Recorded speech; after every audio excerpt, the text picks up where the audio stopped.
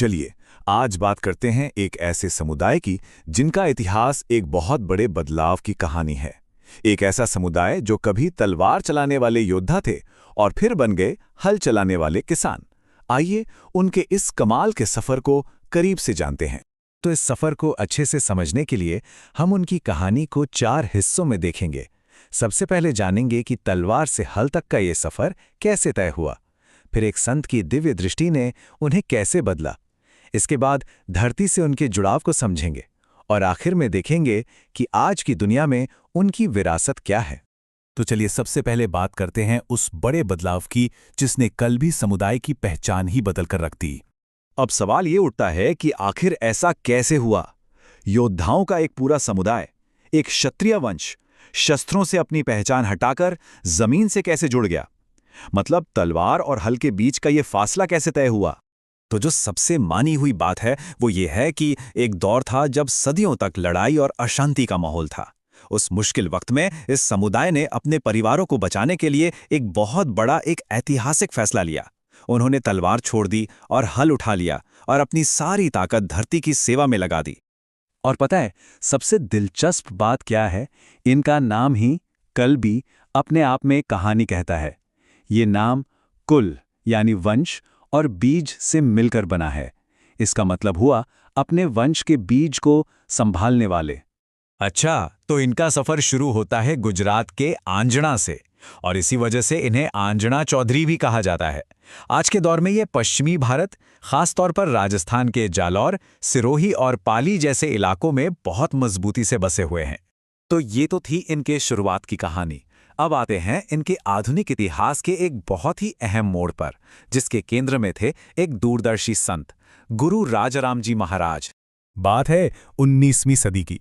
उस वक्त ये समुदाय कई सामाजिक मुश्किलों और शिक्षा की कमी से गुजर रहा था और तब संत राजाराम जी महाराज की सीख एक नई रोशनी बनकर आई। उन्होंने एक सीधा साधा लेकिन बहुत असरदार रास्ता दिखाया। उन्होंने 3 चीजों पर जोर दिया। पहला, समाज से बुराइयों को खत्म करना।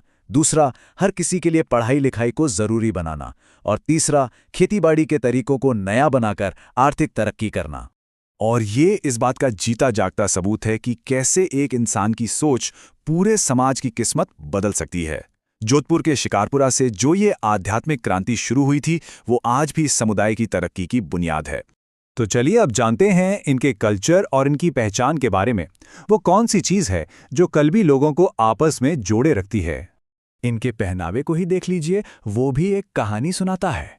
एक तरफ धोती है जो इनकी सादगी और जमीन से जुड़ाव को दिखाती है, तो दूसरी तरफ सिर पर बंदी पगड़ी या साफा इनके गौरवशाली अतीत और रुतबे की निशानी है।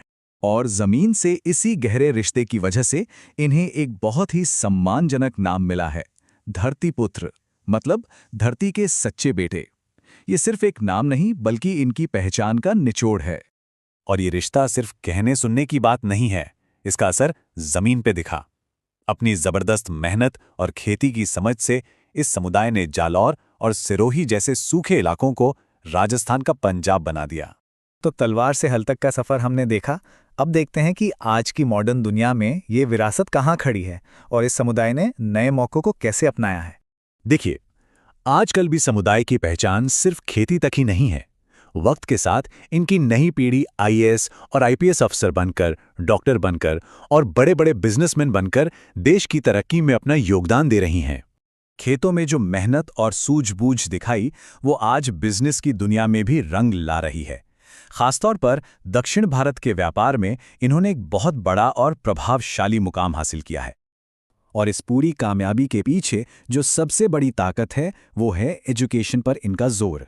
कई शहरों में आंजना हॉस्टल और कम्युनिटी सेंटर बनाए गए हैं ताकि समाज के बच्चों को पढ़ाई लिखाई में पूरी मदद मिल सके।